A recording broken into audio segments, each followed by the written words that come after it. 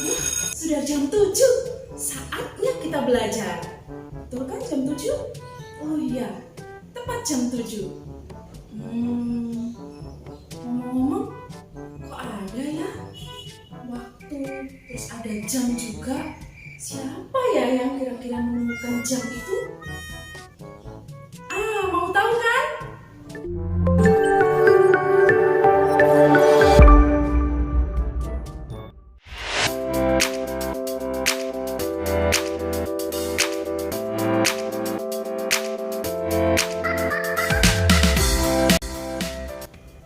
Assalamualaikum, ya cantik, ya cakep.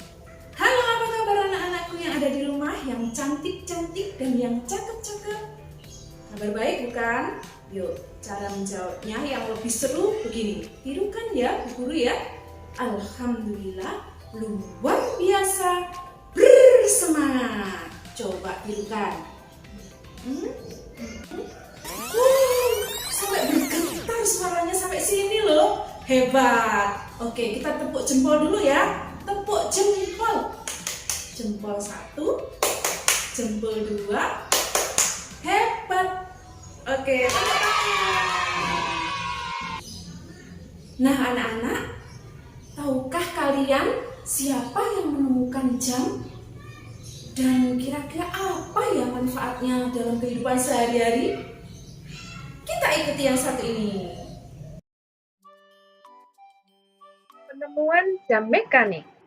Tahun 1430, masyarakat Eropa mengenal jam yang menggunakan pegas.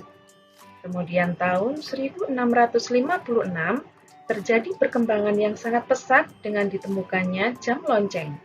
Pada jam ini sudah terdapat jarum penunjuk menit. Kemudian tahun 1920 ditemukan jam saku dan kemudian ditemukan jam tangan. Oleh karena itu, Peter Heinlein dari Jerman yang lahir tahun 1485 dinobatkan menjadi penemu jam portable atau arloji. Nah, anak-anak, manusia terus melakukan inovasi untuk memiliki penunjuk waktu yang semakin tepat dan dapat digunakan sesuai kebutuhan pribadi. Sekarang, teknologi jam sudah jauh berkembang. Selain jam mekanik, ada pula jam elektronik. Contohnya, jam digital. Manusia kemudian dapat menggunakan berbagai pilihan teknologi penunjuk waktu sebagai pedoman waktu pribadi dalam melakukan kehidupan sehari-hari. Nah, anak-anak, ada pertanyaan nih. Siapa ayo yang bisa menjawab? Mengapa penemuan jam berkembang dari waktu ke waktu? Ayo, siapa yang bisa menjawab? Iya, karena jam menjadi patokan waktu sehingga terus berkembang agar mampu menunjukkan waktu yang pasti dan akurat. Apa coba manfaat jam dalam kehidupan sehari-hari? Yaitu sebagai penunjuk waktu. Nah, anak-anak, jam adalah pengukur waktu yang sangat erat dengan kehidupan manusia. Dengan adanya jam, kita dapat menentukan waktu untuk melakukan aktivitas. Dengan mengatur waktu yang baik, kita menjadi pribadi yang disiplin. Siti juga berusaha untuk menjadi pribadi yang disiplin. Ayo kita simak cerita Siti. Jam membantu Siti tepat waktu. Siti selalu menggunakan jam untuk mengatur kegiatan sehari-hari. Siti bangun pagi pukul 5. Setelah ibadah dan mandi, Siti sarapan pagi. Siti berangkat ke sekolah pukul 6. Siti berangkat ke sekolah dengan berjalan kaki karena jarak rumahnya yang tidak terlalu jauh. Siti menempuh perjalanan 20 menit. Bel masuk sekolah pukul 6:45. Siti hampir tidak pernah terlambat untuk datang ke sekolah. Ia berusaha untuk disiplin datang tepat waktu ke sekolah. Nah, anak-anak, Siti pulang ke sekolah pukul 14. Ia langsung pulang ke sekolah. Kemudian pulang ke rumah ya maksudnya. Sesampainya di rumah, Siti istirahat. Pukul 16, Siti mandi. Setelah ibadah dan makan malam, Siti pun belajar. Ia belajar pukul 19 sampai 20 lebih 30 menit. Ia mengerjakan PR, belajar untuk materi esok hari, atau belajar untuk persiapan tes. Siti juga mengumpulkan tugas-tugasnya tepat waktu loh. Siti melakukan kegiatan sehari-hari dengan teratur. Ia belajar menjadi pribadi yang disiplin terhadap waktu. Nah, ayo sekarang kita menjawab pertanyaan sesuai bacaan tadi ya. Ayo, hal baik apa yang sudah dilakukan Siti? Siapa yang bisa? Iya, bagus. Mengatur kegiatannya dengan baik.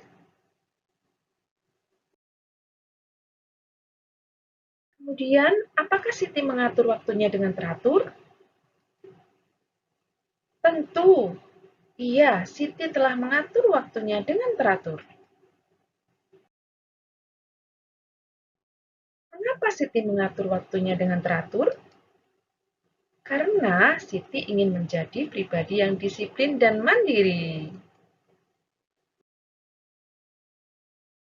Nah, anak-anak, apa sih manfaat Siti yang dapatkan ketika ia mengatur waktunya dengan teratur? Siti tidak pernah terlambat maupun mengumpulkan tugas sehingga nilainya bagus.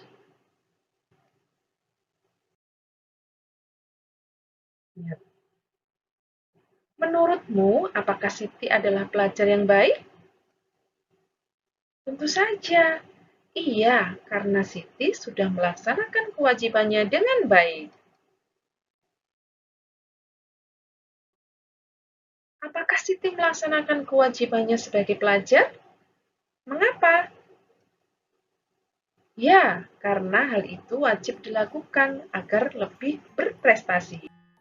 Nah, anak-anak, setelah kalian membaca bacaan jam dinding membantu Siti tepat waktu, kalian sudah melakukan literasi loh.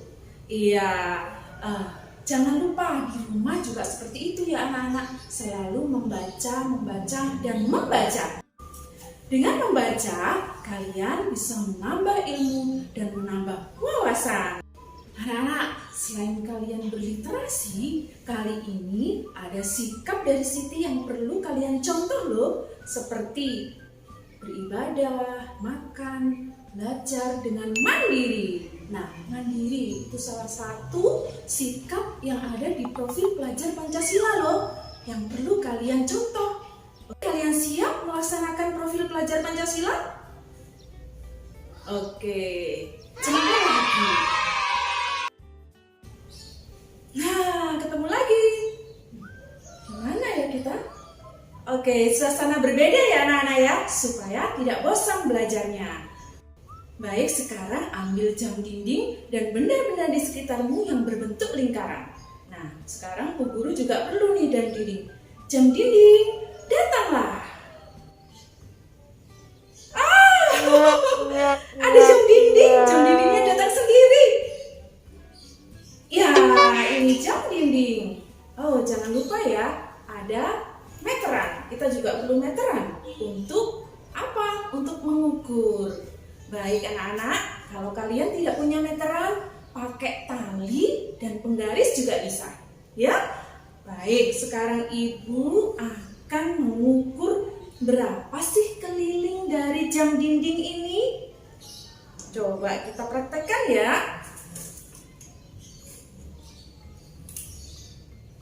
Cara mengukur jam dinding. Nah, ini kita lingkarkan ke seluruh keliling dari jam dinding. Nah, ketemu bukan? Keliling jam dinding ini berapa ya? 82 cm. Bagaimana dengan benda-benda di rumah kalian? Ketemu berapa? Oke, sekarang kita akan mengukur benda-benda yang lain ya. Kita ikuti tabel berikut. Anak-anak, ini adalah hasil pengukuran dari benda-benda yang ada di rumah kita yang berbentuk lingkaran. Ada botol minum, gelas, toples, tutup mangkok, piring, dan masih banyak yang lainnya. Kita contohkan yaitu botol minum. Hasil keliling lingkaran dari botol minum adalah 21 cm. Kemudian diameternya adalah 6,5 cm. Hasil keliling kemudian dibagi diameter yaitu 3,23 cm. Kita amati dari 5 benda yang ada di tabel, hasil keliling dibagi diameternya rata-rata angkanya adalah 3, oleh karena itu hasil keliling dibagi diameter itulah yang dinamakan pi. Kemudian dibuat standar bahwa pi adalah 3,14 atau 22/7. Dari perhitungan tadi kemudian terbentuklah rumus keliling lingkaran. Jika yang diketahui D, maka rumusnya adalah K sama dengan pi kali D. Bagaimana jika yang diketahui jari-jari? Maka rumusnya adalah K sama dengan pi kali 2R. Kenapa harus 2R? Karena D atau diameter sama dengan 2 kali jari-jari. Atau bisa dituliskan juga K sama dengan 2 kali pi kali R. Mari kita menghitung contoh soal berikut. Sebuah lingkaran mempunyai jari-jari 7 cm. Berapakah kelilingnya? Yang diketahui jari-jari, oleh karena itu kita menggunakan rumus K sama dengan pi kali 2R. Karena jari-jarinya kelipatan 7, maka kita menggunakan pi yaitu 22/7. Kali 2 kali 7. Hasilnya adalah 44 cm. Contoh soal yang kedua, sebuah lingkaran mempunyai diameter 10 cm. Berapakah kelilingnya? Karena yang diketahui adalah diameter, maka menggunakan rumus K sama dengan pi kali D. Sedangkan D-nya bukan kelipatan 7, maka menggunakan pi 3,14. 3,14 kali 10 hasilnya adalah 31,4 cm. Mudah bukan anak-anak? Nah, sekarang Guru punya soal. Nah, kalian kerjakan di rumah ya. Kerjakan dengan teliti. Pasti kalian bisa. Nah, anak-anak, sudah selesai kita belajarnya. Gimana? Senang hari ini? Tentu senang ya. Baik. Jangan lupa hal-hal positif yang kita pelajari hari ini diterapkan di rumah ya. Dan ingat pesan Ibu Guru, terus belajar dan belajar. Karena dengan belajar kita mendapatkan ilmu dan ilmu adalah pelita kehidupan. Baik, dari Ibu cukup sekian. Semoga bermanfaat. Wassalamualaikum, ya cantik, ya cakep. Bu Guru undur diri.